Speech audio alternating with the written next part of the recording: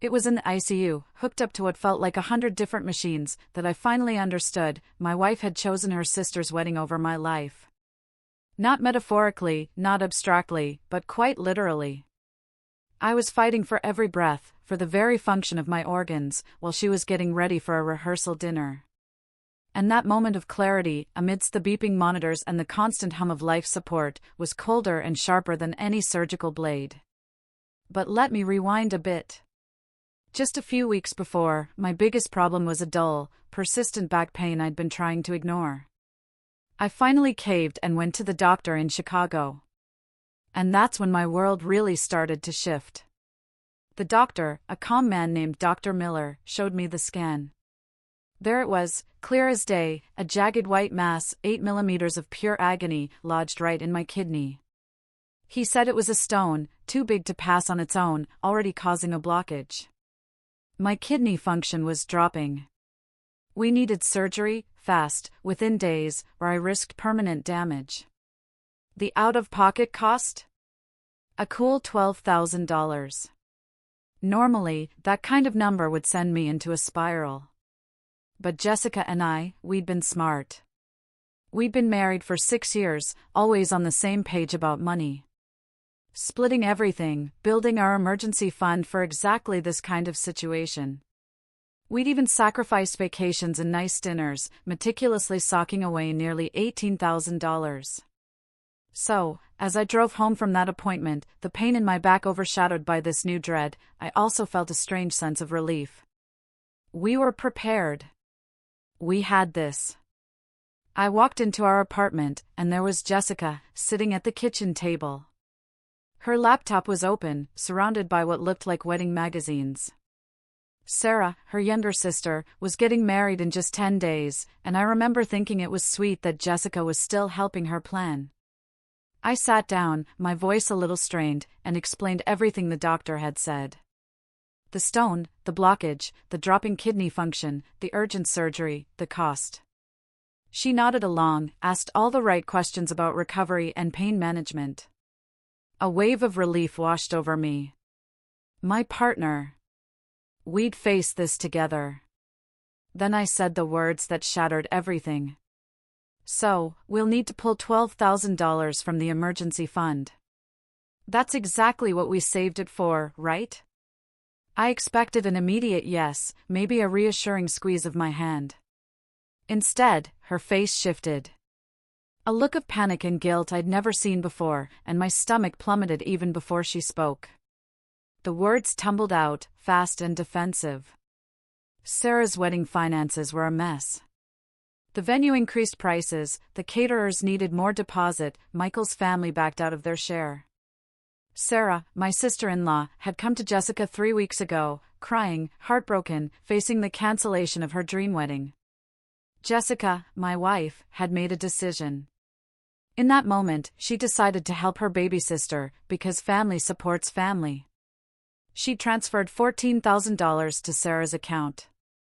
A loan, she insisted, to be paid back in 6 months. I sat there, stunned, trying to process it. She kept talking, her voice getting louder, more insistent. It wasn't a gift. It was a temporary loan. Sarah and Michael had even signed a promissory note. She'd been meaning to tell me, but the timing just never felt right. Why? I finally managed to ask. Why would you make a $14,000 decision without talking to me? With our money? Our safety net? She looked at me, a strange mix of anger and defensiveness in her eyes, and said she knew I'd overthink it, that I'd try to talk her out of it. The argument that followed lasted 3 grueling hours, echoing through every room in our small apartment. I kept explaining that this wasn't about Sarah or the wedding.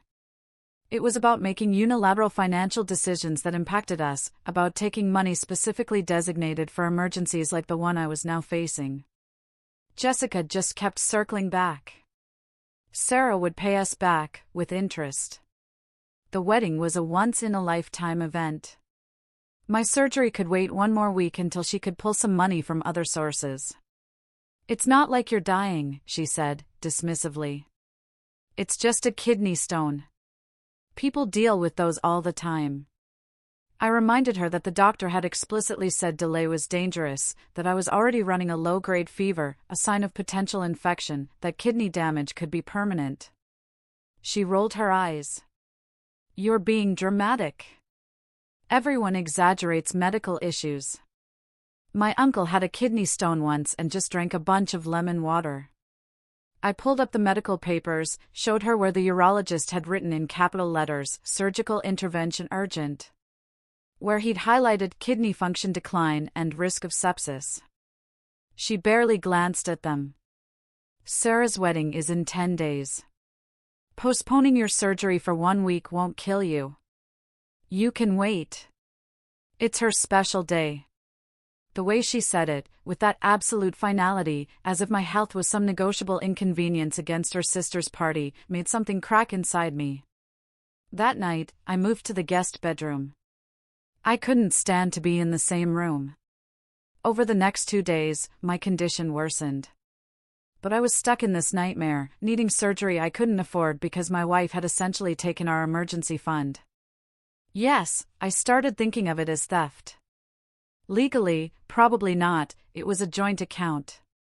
But emotionally? It felt like it. The pain intensified, from a dull ache to sharp, stabbing sensations that stole my breath. My fever climbed, which I tracked obsessively on our bathroom thermometer. Jessica noticed my decline, but she kept minimizing it, bringing me Tylenol and saying I'd feel better soon, then mentioning every few hours how Sarah's rehearsal dinner was coming up, and she needed to focus on helping with final preparations. On the third morning, I woke up feeling like I was burning from the inside out. I stumbled to the bathroom, and my urine was pink and cloudy. I took my temperature. 103.2 degrees. I knew what this meant. Dr. Miller had explained it. Fever plus urinary symptoms plus a blocked kidney meant infection. An infection in a blocked urinary system could turn into sepsis in hours. And sepsis could take your life faster than most people realized. I texted my brother, David, to let him know what was happening. Then I called an Uber to the emergency room. Jessica had already left to help Sarah with dress alterations, and I wasn't waiting for her to come back. The ER doctor took one look at my chart, at the rapid test results, and immediately started 4 different antibiotics. He explained I was in early-stage sepsis and needed emergency surgery. Right now. Not tomorrow. Not in a few hours. As soon as they could get an operating room ready. They admitted me directly to the ICU. I remember lying there, multiple 4 lines running into my arms, watching monitors beep and flash, nurses rushing around me. I texted Jessica to let her know. She responded 3 hours later, saying she'd come by after the rehearsal dinner, that Sarah really needed her support right now, and that I was in good hands with the doctors. I didn't respond. I was being prepped for surgery. And also, because in that moment, it all clicked. It was the same clarity I felt in the ICU. My wife had chosen her sister's wedding over my life. She'd let me deteriorate to the point of organ failure because she didn't want to admit she'd made a catastrophic financial decision. Flower arrangements and seating charts had taken precedence over my kidney function. They wheeled me toward the operating room around 8 p.m. And I remember thinking that Jessica was probably at some nice restaurant, toasting Sarah and Michael, while I went under anesthesia, not knowing if my kidney could be saved, or if the infection had spread too far. The last thing I heard before the anesthesia kicked in was a nurse saying my wife had called to check on me. And I felt nothing about that. Just this cold, empty space where my feelings for Jessica used to be. While she was getting ready for a party, curling her hair, I was in the ICU fighting an infection that could have been prevented if she'd just been honest about the money 3 weeks earlier. I woke up 3 days later. Tubes were coming out of places I didn't even know could have tubes, and there was a pain in my side like someone had taken a baseball bat to my ribs. The nurse explained that the operation had taken longer than expected because the infection had spread further than the initial scan showed. They'd managed to save my kidney, but the damage was significant. I'd been unconscious for most of the past 72 hours while my body fought off the sepsis. She said I was lucky to be alive. That phrase echoed in my head. I'd been hours away from complete organ failure. When I finally managed to focus my eyes, I saw David, my brother, slumped in the chair next to my bed. He looked like he hadn't slept in days. He told me he'd driven 6 hours that first night after my text, and he'd been camping out at the hospital ever since. He said Jessica had shown up once, on the second day, while I was still unconscious. She stayed maybe 20 minutes, spent most of it on her phone, texting about wedding details. He'd wanted to throw her out, but didn't want to cause a scene in the ICU. She'd left some gas station flowers on the side table, those cheap wrapped bouquets they sell next to the lottery tickets, and promised to come back soon. The hospital billing department came by that afternoon. My total costs were around $18,000. Emergency surgery and an ICU stay weren't covered the same way as scheduled procedures. Out-of-network emergency doctors, extended intensive care, my out-of-pocket maximum was demolished. I'd be paying this off for years. I kept thinking about how we'd had $18,000 in savings 3 weeks ago. How that money could have covered the original planned surgery with room to spare. How instead I was lying here with permanent kidney damage and a massive medical bill because my wife had decided her sister's party was more important. Jessica finally showed up later that day, wearing a sundress I recognized as new, probably bought for one of the wedding events. She had this bright, fake smile that dissolved the second she saw my face. She tried to act concerned, asking about my pain levels, if the food was okay. But there was this distracted quality to everything she said, like she was reading from a script. Then she hit me with the line that made me realize our marriage was completely over. "I'm so glad you're doing better," she said, her tone almost a complaint. "But did you really need to have the surgery right then? I mean, the wedding is in 3 days, and I've barely been able to help Sarah." She said it like I'd deliberately chosen the most inconvenient time to nearly die, like my sepsis was a scheduling conflict. Like we could have worked around it with better planning. I asked her if she understood that I'd nearly died, that sepsis takes lives, that the doctors had told me another 6 hours and I might not have made it. Jessica waved her hand dismissively. "Doctors always exaggerate to cover themselves legally. Obviously, you're fine since you're sitting here talking to me." She actually used the word inconvenient to describe my emergency surgery. Said the timing had been really inconvenient for everyone. That was the moment I stopped seeing her as my wife. She was a stranger. Someone who happened to share my last name, whose priorities were so fundamentally different from mine that we might as well have been from different planets. After she left, I lay there staring at the ceiling tiles, thinking about all the small moments over the past 6 years that I'd ignored, or explained away. Times when Jessica had chosen her family over our marriage. When she'd made decisions without consulting me, when she'd dismissed my concerns as overdramatic. I'd always told myself she was just close with her family, that her loyalty was admirable. But now I could see it for what it really was, a toxic codependency where her sister's wants would always trump my actual needs. I called my lawyer that evening, from my hospital bed, using the phone they'd given me to order meals. Mr. Harrison and I had worked together years ago on some contract reviews, and I remembered him as straightforward and practical, the kind of attorney who didn't waste time on emotions. I explained the situation in clinical terms, the emergency fund withdrawal without consent, the delayed surgery, the sepsis, the wedding that was apparently more important than my life. He listened without interrupting, then said something that crystallized everything.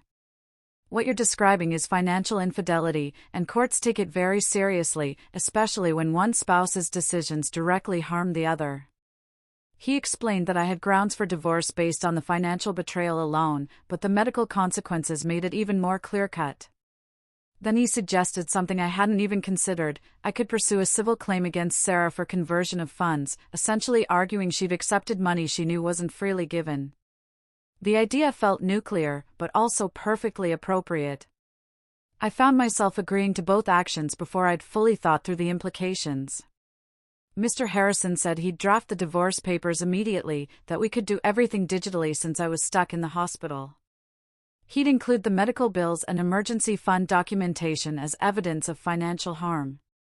He'd also prepare a separate lawsuit against Sarah for the $14,000 plus interest and legal fees, arguing she'd had reason to know the money wasn't given with full marital consent. I signed the divorce papers on an iPad 2 days later, still connected to an Infor and heart monitor, using my finger to scroll a digital signature that felt surreal and final.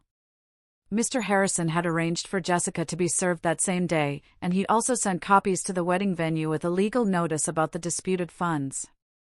I knew this would blow up the wedding, but I'd stopped caring about that somewhere around the time I'd been fighting for my life while my wife picked out her outfit for a rehearsal dinner. The venue called Sarah within an hour of receiving the notice and told her they were putting everything on hold until the legal dispute was resolved. They couldn't proceed with an event potentially funded by stolen money. Sarah called Jessica. Jessica called me. My phone started ringing while I was working on the breathing exercises my physical therapist had shown me. I let it go to voicemail 3 times before finally answering. Jessica's voice came through, screaming so loud I had to hold the phone away from my ear. She called me every name she could think of, said I was destroying her family, that I was being vindictive and cruel, that she'd never forgive me for ruining her sister's special day. I waited until she ran out of steam, and the screaming turned to crying. Those big, dramatic sobs she'd always been able to turn on for sympathy. Then I said the only thing that mattered. You asked me to wait for my surgery so your sister could have her wedding. You let me get to the point where I almost died. And now you're upset that I'm not waiting to file for divorce? The line went quiet, except for her ragged breathing. Then she tried a different approach, her voice going soft and pleading, begging me to hold off just 1 more week so Sarah could have her day, and then we could deal with our problems. I told her the wedding was cancelled and hung up while she was mid-sentence. The nurses told me later that afternoon that my vitals had improved significantly after that phone call.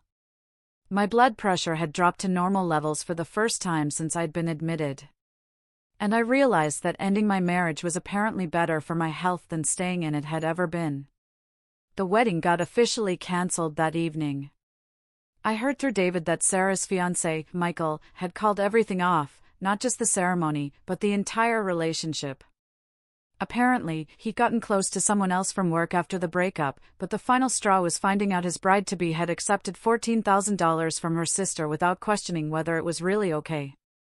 David said Michael had asked Sarah point-blank if she'd known the money came from our emergency fund without my permission. And when she'd hesitated before answering, he'd realized she'd had doubts but had taken it anyway.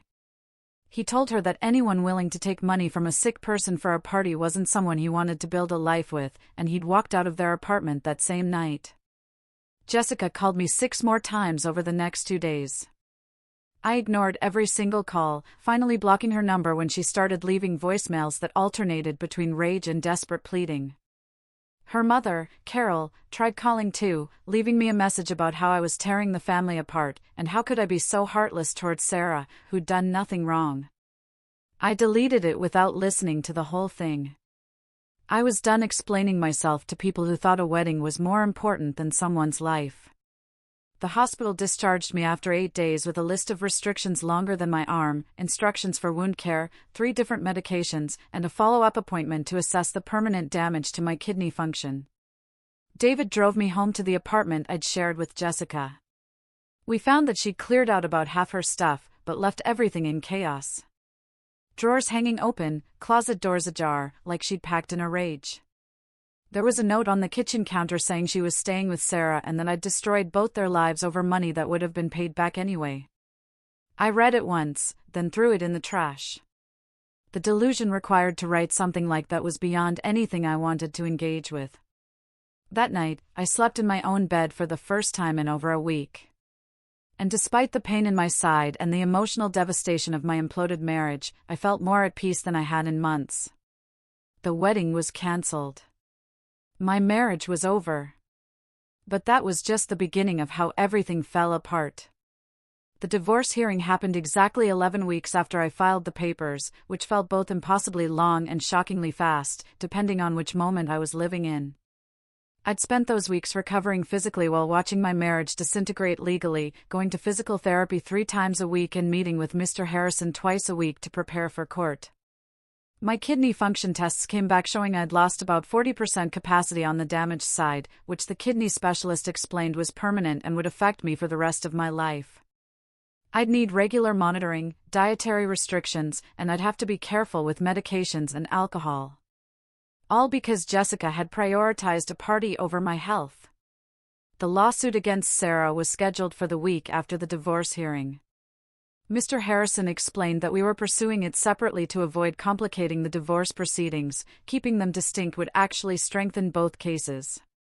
Jessica had hired a lawyer who was apparently coaching her to play the victim. And I'd heard through David that she was planning to paint me as controlling and vindictive, someone who'd weaponized the legal system to punish her family. The morning of the divorce hearing, I put on the only suit that still fit after losing 15 pounds in the hospital. I met Mr. Harrison outside the courthouse, where he reviewed our strategy one final time.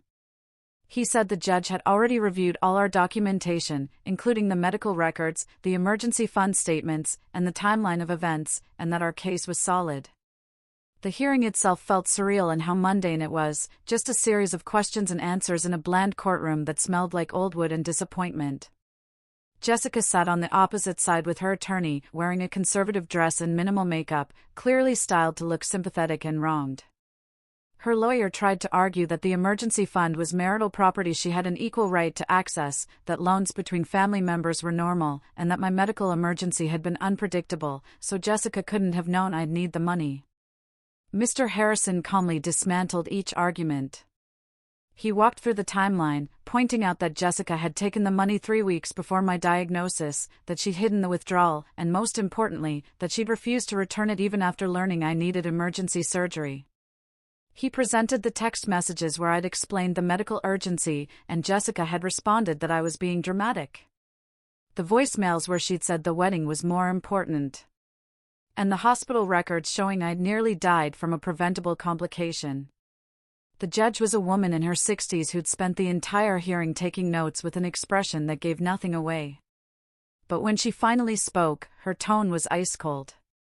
She said that while marital assets were normally divided equally, this case involved financial decisions that had directly endangered my health and life, that Jessica's actions constituted a breach of fiduciary duty to the marriage. The ruling came down harder than I'd expected. Jessica was responsible for 60% of my medical bills, which came to about $11,000 in installments, no spousal support despite her request for it, and she had to immediately repay $7,000 from her share of our remaining marital assets. Her lawyer tried to argue the penalties were excessive, but the judge cut her off. She said that someone who chose a party over their spouse's life-saving surgery shouldn't expect the court's sympathy.